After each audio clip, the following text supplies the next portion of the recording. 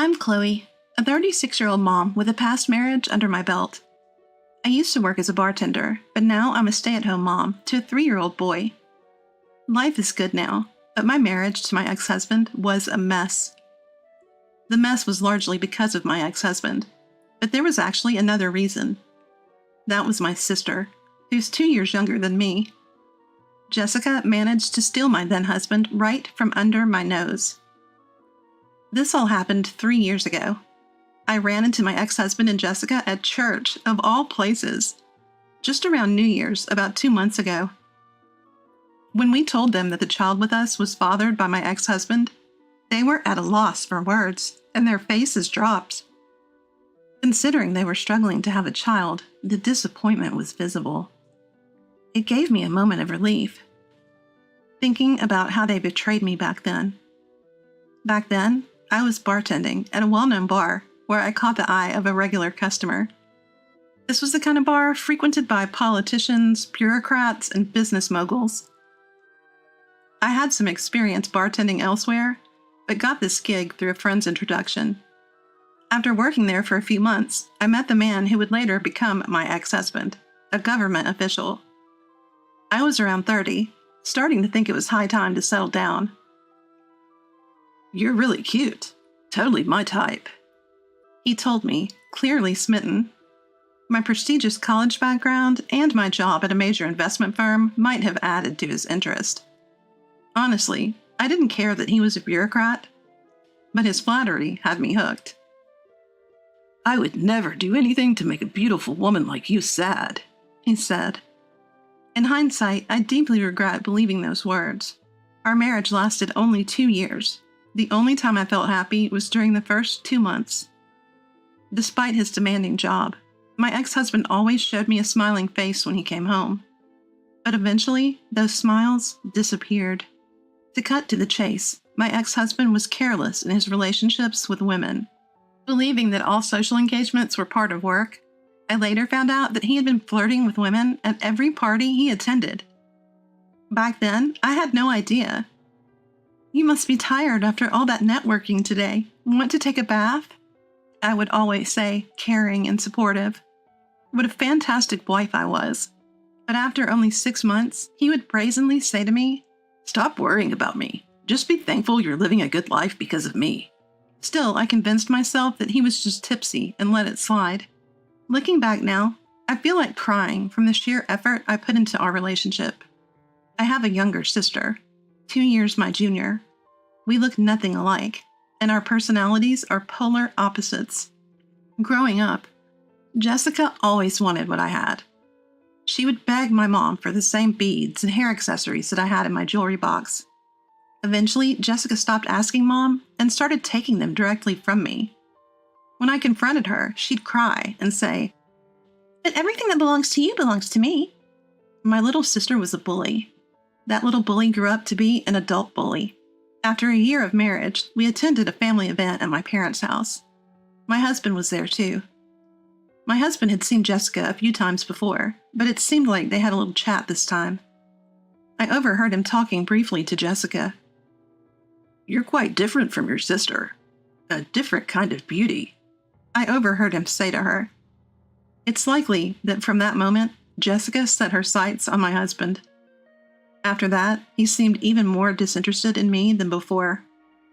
"Hey, are you free next week? There's this restaurant I want to try." "Forget it. You know I'm not available, so why even ask?" I put up with it for a while, because we both shared the desire to have children. Love might be gone, but the desire for a child remained. However, tests at the hospital showed that the problem lay with him, not me. Despite the diagnosis, we both continued to seek treatment. In a blink, a year passed. By this point, I had stopped worrying about what my husband was doing or where he was. I knew that if I even asked him to stop, he wouldn't listen. I figured he was involved with multiple women. But I never thought one of those women would be my own sister. I was utterly blindsided. It wasn't some revelation that made me realize my husband and Jessica were having an affair. "You know, sis, your marriage is pretty much over, but if you're not careful, you'll lose more than that," she hinted. "What are you saying? Don't Tell me you. Whatever happens, it's your fault. Seeing the naive yet malicious Jessica after so long sent chills down my spine. After that conversation, I confronted my husband to get to the truth. Hey, you're not having an affair with my sister, are you? Tell me it's not true. What if I am? Don't dodge the question. Just tell me. God, you're so annoying. Fine, yes, I am. So, what now? Want a divorce? You're the worst. Do you even realize what you're doing? You should be saying that to your sister. She's the one who came on to me. Even if she did, why would you go along with it? Well, I'm a guy, so can't help it. I can't believe you're doing this with Jessica. You know what? Fine, we're done. We were always over anyway. Bye. Even though the love was always gone between me and my husband, learning he cheated with my sister Jessica was a hard pill to swallow. And the audacity he had to casually admit it, it felt like both of them were mocking me. The frustration was unbearable. I divorced him right after this shocking truth came to light. As for Jessica, I cut her off via email and chose to put the incident behind me. About a month later, an unexpected turn came my way. A female colleague from my days working in finance reached out.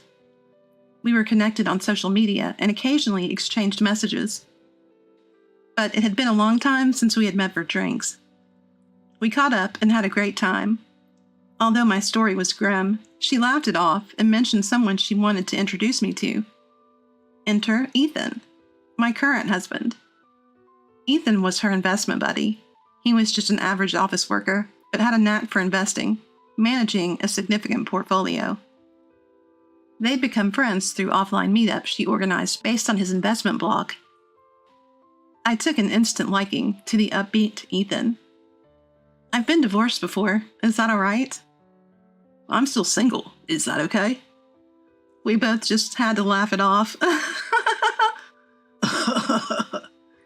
Ethan seemed to think we clicked, and we started dating right away.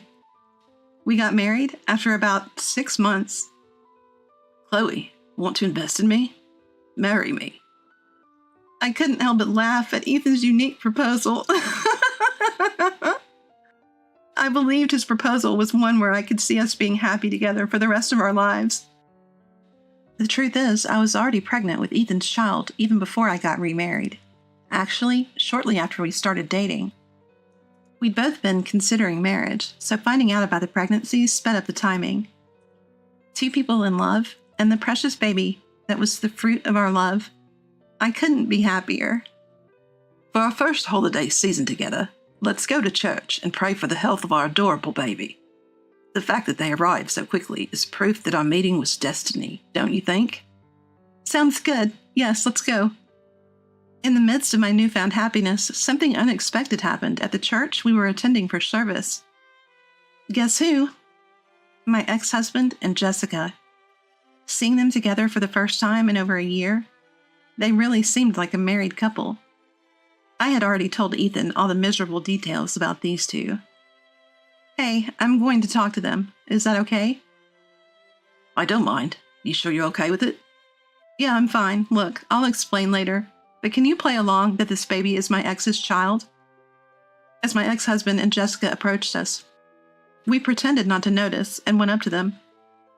Wow, what a coincidence. It's been ages, sis. Jessica's face, which I hadn't seen in a long time, seemed even more twisted than before. How nice to see you two look so happy together. We are. We're officially married now. Nice to meet you. I've heard so much about you. Really? Like what? Anyway, why'd you go and have a baby with this guy? He doesn't look like he's got much of a future. Poor kid. Don't ever become the type of person who can only judge others by their looks or titles, okay? Ethan said this as if he was talking to the baby, but the snide remark was clearly aimed at Jessica. Bold words for a first meeting. Do you even know who I am? Of course, you're some kind of big shot, right?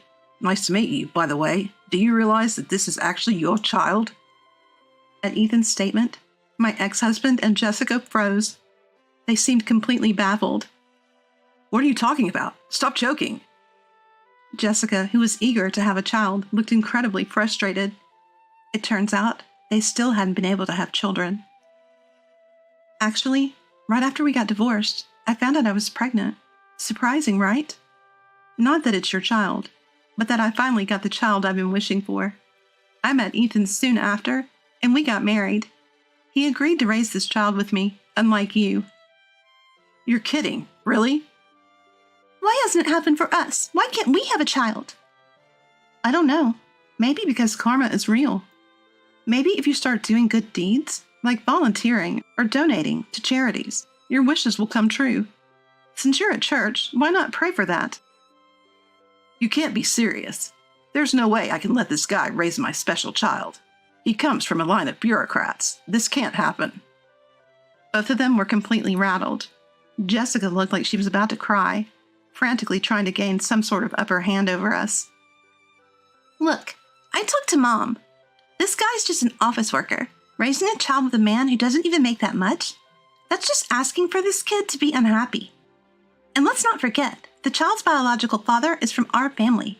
Shouldn't we have the right to raise them? Am I wrong? Absolutely. And you know, even after the divorce, if you knew you were pregnant, you had a responsibility to tell me. After all, it's my child. You think a person like you can raise a child? Don't kid yourself. You don't have the right to know, let alone the right to raise this child. Hey. Stop this ugly argument in front of the baby. You abandoned Chloe and this child, remember? Just like Chloe said. You don't have any obligation to be informed or any right to be involved. Sorry, but it's true. And for your information, I might be an office worker, but I've done well in investments. I actually have more assets than you. I don't mean to brag, but... Don't worry, this child won't be unhappy. Shall we go, Chloe? Yeah, take care, especially you two, the careless womanizer and the greedy one. Ignoring the flustered and frustrated pair, we left the church. I'm sorry you got caught up in this, and thank you for going along with me. No problem at all, honestly. I'm impressed with how well I went along with it. I mean, that was some award-winning acting. I fell for you all over again. I never thought I'd end up at the church for the sake of this child, let alone run into those two there. But thanks to that, I was able to get back at my ex-husband and Jessica. I was secretly waiting for this moment. The moment I saw them at the church, it hit me. I could make them squirm with a lie, claiming the baby is from my ex-husband. I'm fully aware it's a cruel lie, generally speaking. But let's not forget the heartless things those two have done to me in the past. No regrets. It was a necessary lie to maintain my sanity going forward. Mom, you don't have to tell Jessica about me, okay? You know the situation, right? Oops, my bad, but what happened to that girl? Don't worry about it. Sorry for all the worry I've caused you. That's what I wanted to say. It's okay, as long as you're healthy and happy. You're getting along with your current partner, right? Absolutely. I'm scared of how happy I am, actually. Having daughters who've swapped the same man as their husband would have been a big worry for Mom. I was always concerned about how this could be a strain on her heart. And the fact she's living alone in the family home since my dad passed away, that's another concern for me. When I mentioned this to Ethan, he was the one who suggested we should move in with Mom. Are you sure? I really like your mom, Chloe. She's a fun person. Living with her would be like having two Chloes around. It'll be fun. Wow. Should I take that as a compliment? It made me realize how understanding he is. Plus, Mom would be thrilled to see her grandchild every day, and we'd have an extra pair of hands to help with the kid. I can't thank you enough, Ethan. So, you love me even more now? Let me think about that. What do you mean, let me think? The peak of happiness is still ongoing.